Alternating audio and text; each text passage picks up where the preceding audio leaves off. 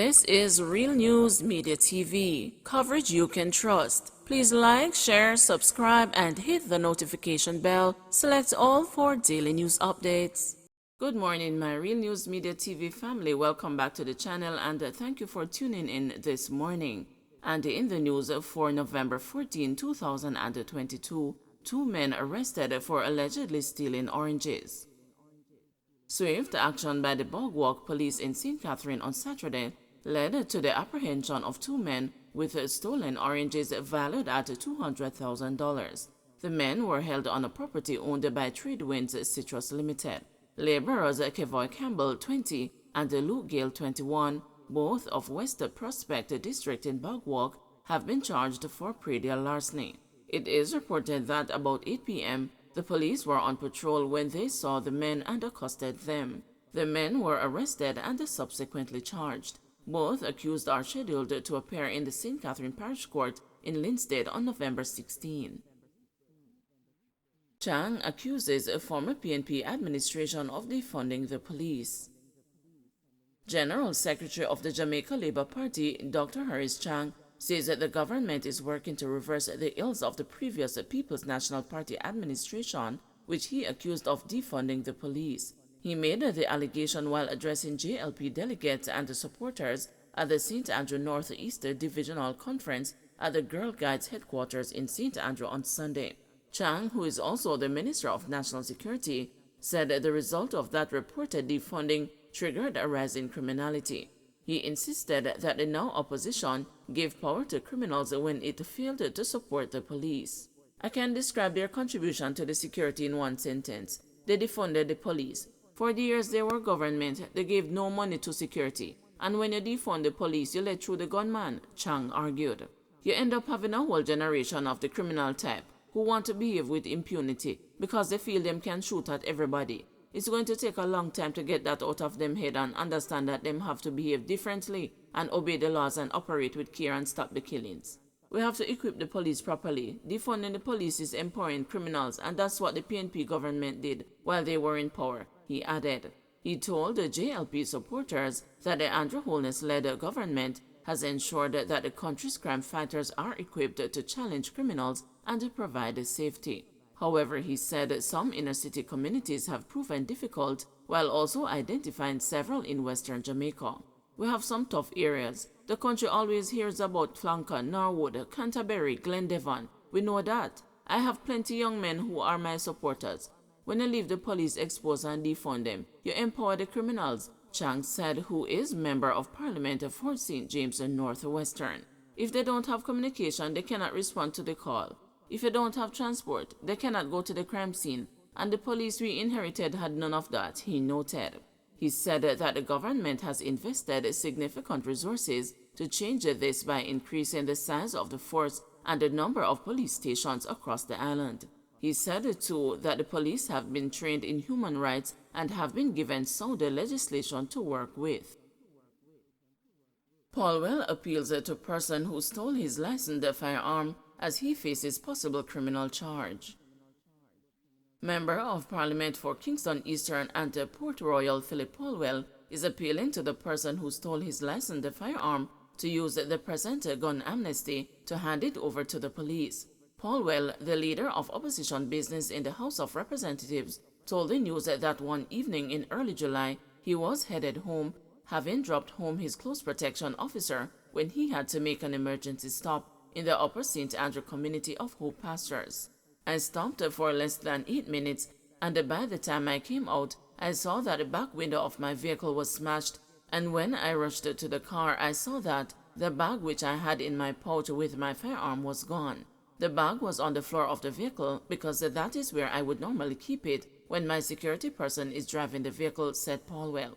He added that he reported the theft to the police immediately and gave a statement to the Firearm Licensing Authority.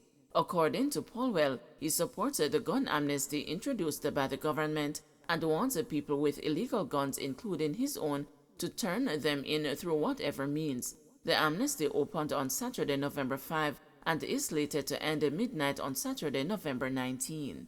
Under the amnesty, illegal guns can be handed over to a sub-officer or senior sub-officer on duty at any police station, any designated officer at a FLA location, or to an attorney at law or pastor on behalf of an individual seeking the amnesty. I am urging everybody to take in the illegal guns, including that person or persons who have been involved in the stealing of my own firearm in early July.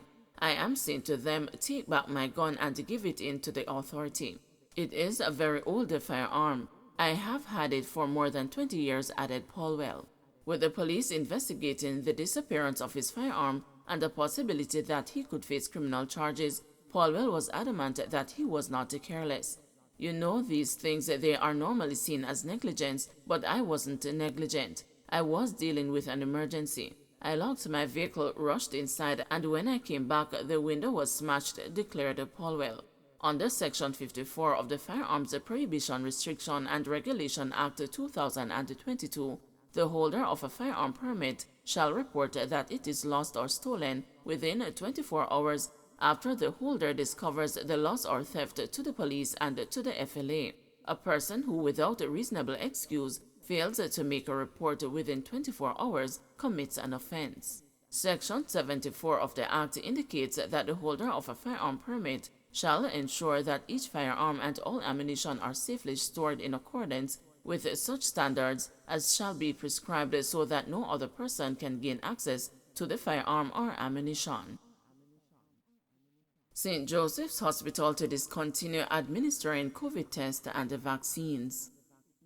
The Southeast Regional Health Authority has advised that St. Joseph's Hospital in St. Andrew will on Monday discontinue offering PCR tests for COVID-19 to members of the public. In addition, starting on January 1, 2023, the hospital will also stop administering COVID-19 vaccines. The authority says that members of the public should go to their community health centers to receive their doses of the vaccines.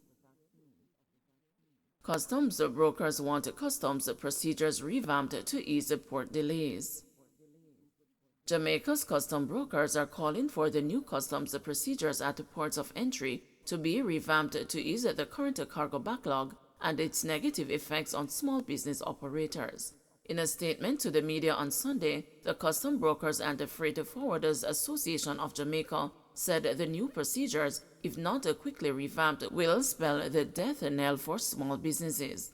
President of the association, Clive Cook, said as the busy Christmas season approaches, the island's custom brokers have been hard-pressed to resolve the frustration being experienced by their customers in the MSME sector, who have been trying to clear their goods for weeks to rebuild their businesses in the wake of the COVID-19 pandemic. Many of our customers who are small operators and householders who need to access their goods quickly do not import the large volumes that would allow them to qualify for the quick off-site clearance privileges extended by the customs agency to big importers. MSME businesses are the real casualties of the new customs procedures, and they are the ones who are likely to feel the pain for this Christmas, said Cook. The association said during a visit to the Kingston Freeport Terminal, the main gateway for containerized cargo into Jamaica on November 7, it was discovered that there was a backlog of up to 120 containers at the terminal. We were alarmed at how the brisk operators and usually high productivity rate at KFTL have been adversely affected by the new customs procedures, Cook stated. He noted that while custom brokers are mindful of the national security challenges faced by Jamaica and are highly supportive of the need to secure the borders from illegal imports, there is need for reasonableness and balance. Don't forget to like, share, subscribe, and hit the notification bell. Select all for daily news updates.